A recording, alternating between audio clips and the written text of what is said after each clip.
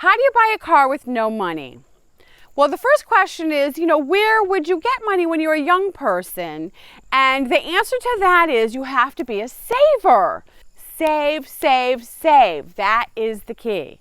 Everybody gets a little money here and there. Or you have to think of ways to get money. Do little chores, rake leaves, mow lawns, babysit. Really, there's a lot of ideas you can come up with to make a little bit of money. One good thing is when you're young, all the money you make, you can put into your savings because you don't have any bills at that age. So it's all profit. And if you're a good saver, then you can save up faster than even adults might be able to because they have so many responsibilities and bills to cover. The next question is, where do I find a used car that doesn't cost too much money? Well, the good thing is there's a gazillion cars in this country, so it's not hard to find a car. That's your least of your problems. Really, you just have to not go to a dealership. Do not go to a buy here, pay here place. The place to find a cheap, reliable car would be from a friend or a friend of a friend, somebody in your, circle. And the key is, when you're buying a used vehicle, take somebody with you that knows about cars and mechanics. You're not just, buying a car on somebody's word. You need to have somebody with you there that knows about cars and can help you make a good decision because you're going to need this car to get going in the future. So it's going to be an important part of your life. Also, once you get your car, and it's checked over by somebody that knows about cars, you have to get full coverage insurance. It's best to pay for that because if anything happens, you're going to be covered. You won't have to worry while you're driving your car around. And also, roadside assistance is very good to have when you're driving an older car.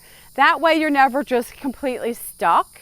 You have no problems. You just call up the roadside assistance and they can come and help you out. To add roadside assistance to your insurance is not that much more money, and it is so worth the peace of mind you'll have. Once you get your car, you have your nice car, you're just like, yay, you're so happy because it feels good. You got a little freedom and you can get around and do things. Don't become a show-off and start doing burnouts and donuts in your car because what'll happen is it will break down. It won't last long. You have to take good care of your car.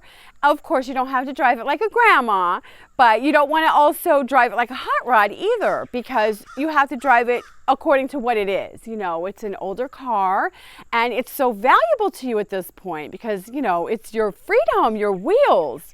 If you get several speeding tickets and then throw in a couple breakdowns, forget it. You're never going to get anywhere. You're just defeating the purpose, and you're going to be young and have bills and maintenance bills and speeding tickets to pay.